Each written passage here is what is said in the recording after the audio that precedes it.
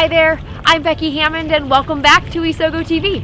Wherever you are on your strengths journey, I want to help you take your greatest strengths and apply them to your everyday work and your everyday life. Today is Q&A day. I'm going to answer a question that comes up commonly about the StrengthsFinder assessment. This is episode number 12, and the question is, what about the bottom of my strengths? Are those my weaknesses? What about 28 through 34? So most of you probably know that in total there are 34 talent themes. And oftentimes people want to know what's at the bottom of my list. Where are my weaknesses? Are those 28 through 34 my weaknesses? Well, we kind of got to be careful here, and that's part of the answer to this question, is just because they're at the bottom of your list doesn't mean it's a weakness. A weakness, by definition, is something that gets in the way of your productivity or the productivity of someone around you. A colleague of mine likes to call these blind spots. These are things where this is not my natural filter of the world. I don't necessarily see the perspective of somebody who comes from, let's say, empathy versus the things that are in my top 5, like achiever and arranger. So, for example, I already told you in episode 1 that ideation is number 34 for me. Well, very close to the bottom is also includer. And I never understood why I got so frustrated when people ruined my outings by inviting other people to come along. For me, part of getting together was being able to have meaningful conversation, and I felt like if there was people I didn't know there, it wasn't going to be able to get to that level.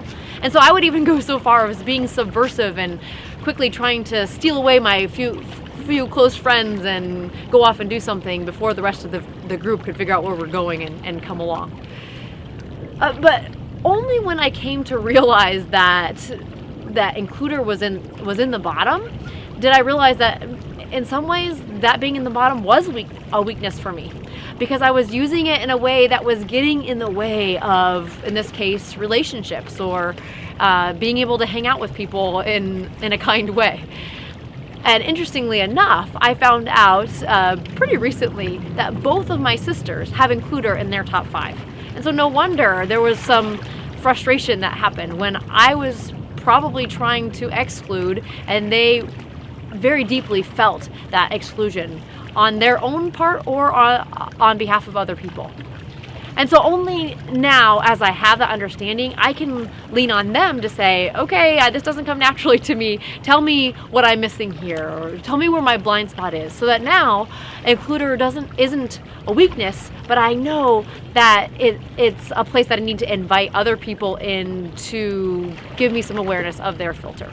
So if you're interested in your full 34 and your eyes go straight down to the bottom, just remember that those aren't necessarily a weakness until you've used them in a way that interrupts your productivity or the productivity of somebody else.